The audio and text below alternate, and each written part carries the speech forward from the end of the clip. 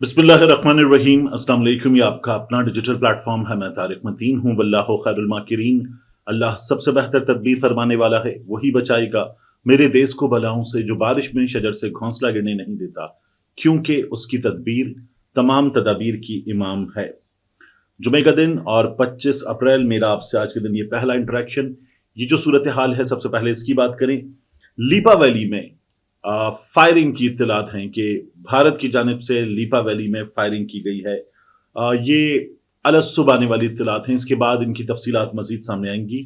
लेकिन जिस जंगी जुनून में भारत मुब्तला है, बगैर कोई सबूत पाकिस्तान को फराहम किए, पाकिस्तान के नायब वजीर आजम और वजीर खारजा इसहाक डार ने कहा, हुकूमत पाकिस्तान ने कहा कि हमें सबूत चाहिए।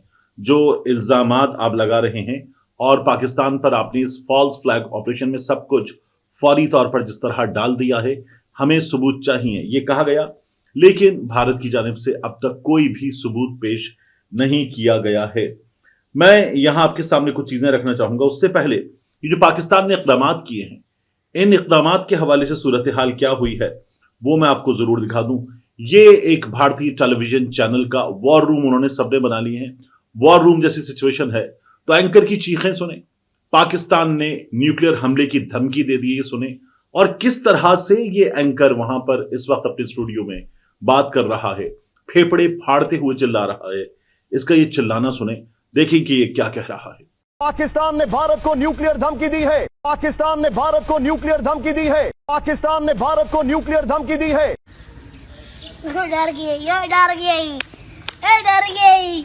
इसके बाद पाकिस्तान ने यह कहा है कि अगर आपने इंडस वाटर ट्रीटी ये खत्म कर दिया है, सिंतास माहिदा खत्म कर दिया है, तो फिर हम भी जो शिमला एग्रीमेंट है उसको खत्म करते हैं। ख्वाजा आसिफ साहब ने तो इस सिलसिले में जो बात की मोहम्मद मालिक साहब के प्रोग्राम में भारत को जवाब देते हुए, मैं चाहूंगा आप वो ख्वाजा आसिफ साहब की अपनी जबान से सुने। ख्वाजा आसिफ साहब ने भारत को क्या कहा है। शिमला अकॉर्ड की सस्पेंशन की बात करना, मैं कहता हूँ सस्पेंशन की क्यों बात करें, हम उसको फारिग ही कर देते हैं। बत्ती बना दें उसकी, बत्ती बना दें उसकी, बत्ती बना दें उसकी। और अब इसके बाद ये हमने कहा ना, जब हम एक हैं तो हम आपस में तो सवाल करेंगे, भारत को जवाब देने के लिए हम एक हैं।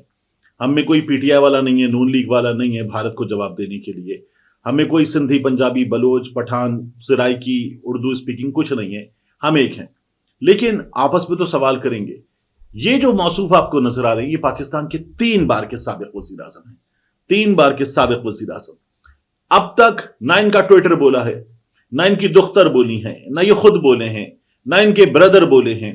और हमारे सामने पाकिस्तान का, हुकूमत पाकिस्तान का मौक़िफ़ आ गया। लेकिन नरेंद्र मोदी की मैं चिंगाड़ती हुई तकरीरें सुन रहा हूं।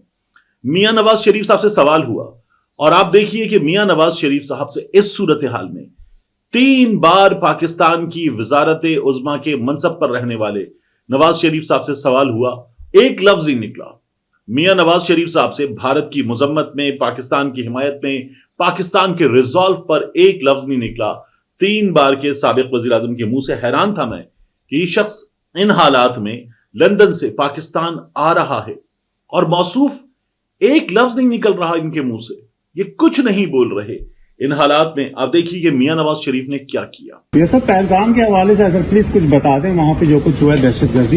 ये सब हिंदुस्तान जंग का माहौल बना रहा है पाकिस्तान के खिलाफ।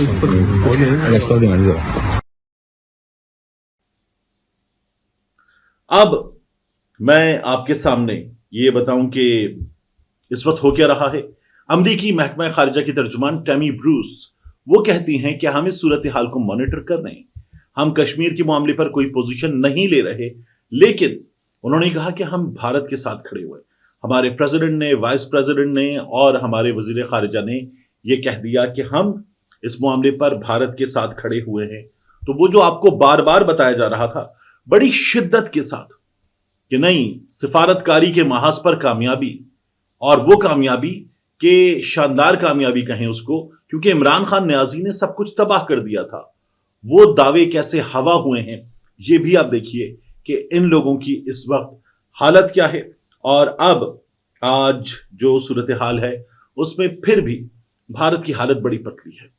ये बहुत बड़ी अस्करी ताकत होने के बावजूद, मईशत बड़ी होने के बावजूद, बड़ा मुल्क होने के बावजूद भी भारत की हालत देखिए आप। یہ جو پاکستان نے کہا ہے نا کہ ہم ایئر اسپیس بند کر رہے ہیں، اس کے بعد میں دیکھ رہا تھا انڈیگو کا، ایئر انڈیا کا اور وہاں دیگر حکام کا بیان کہ جب طیارے پاکستان کے اوپر سے نہیں جائیں گے تو وہ طیارے جن کو یو اے ای جانا ہے، سعودی عرب جانا ہے، گلف جانا ہے، سینٹرل ایشیا جانا ہے، یو کے جانا ہے، نارتھ امریکہ جانا ہے، ان طیاروں کو بہت گھوم کے لمبا روٹ لے کر جانا پڑے گا، اور لمبا روٹ لے کر جاتے ہوئے طیارے جو ہیں ان کی جو کاسٹ ہوگی وہ کاسٹ بہت بڑھ جائے گی، مسافروں کے لیے مصیبت ہو جائے گی، ایئر لائنز کے لیے مصیبت ہو جائے گی۔ ساتھ ہی میں یہ بھی دیکھ رہا تھا کہ انڈین ایئر لائنز یہ کہہ رہی ہیں کہ جب ہمارے لیے پابندی لگے گی تو جو غیر ملکی ایئر لائنز ہیں وہ یہ روٹ استعمال کریں گی تو ان کی کاسٹ کم ہوگی، ہم مقابلے میں مار کھائیں گے۔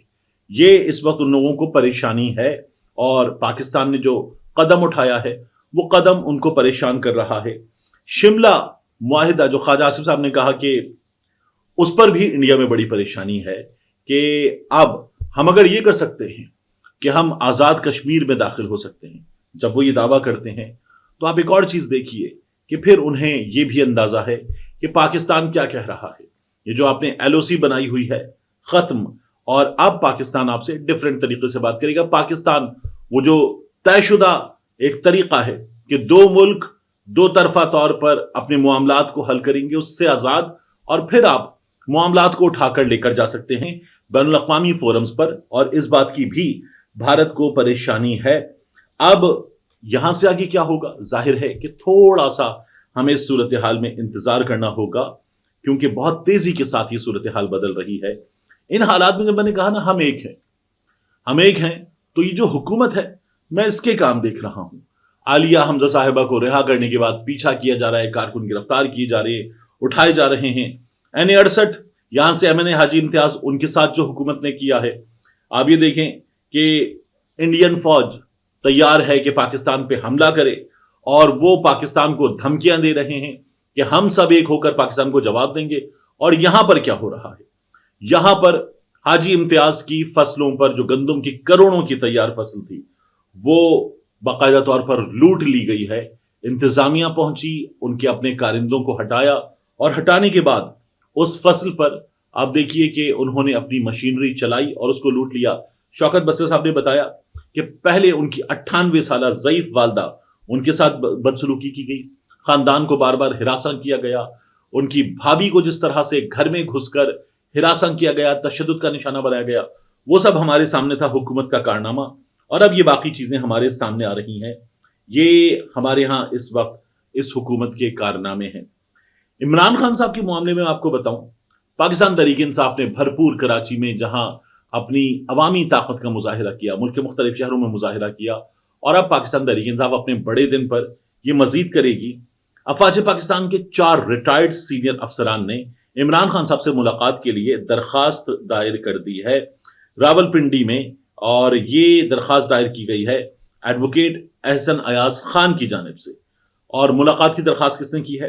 میجر جنرل ریٹائرڈ مسعود برکی، لیفٹیننٹ جنرل ریٹائرڈ زاہد اکبر، لیفٹیننٹ جنرل ریٹائرڈ سکندر افضل اور لیفٹیننٹ جنرل ریٹائرڈ فاروق خان صاحب۔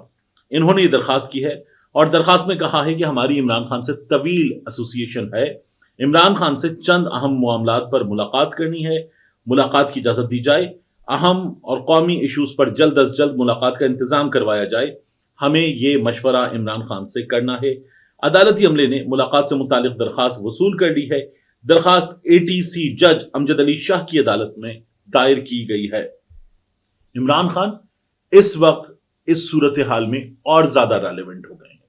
آپ دیکھیے کہ میاں نواز شریف نہ بول کر ویسے ہی ریلیونٹ تھے، مزید اپنے آپ کو پیچھے کیا ہے، جبکہ ان حالات میں اگر اس وقت قوم کسی کی پرانی ویڈیوز سامنے لا رہی ہے، کسی کے بیانات سامنے لا رہی ہے، کسی کا ٹویٹ سامنے لا رہی ہے، کسی کا دبنگ انداز میں بھارت کو جواب دینا سامنے لا رہی ہے، تو وہ ہے عمران خان، اور سوال کر رہی ہے کہ ہمارے وزیر اعظم، ہمارے رہنما کہاں ہیں؟ قوم کی رہنمائی کے لیے وہ ہمیں دستیاب کیوں نہیں ہیں؟ ملتے ہیں انشاءاللہ آپ سے اگلی ویڈیو میں۔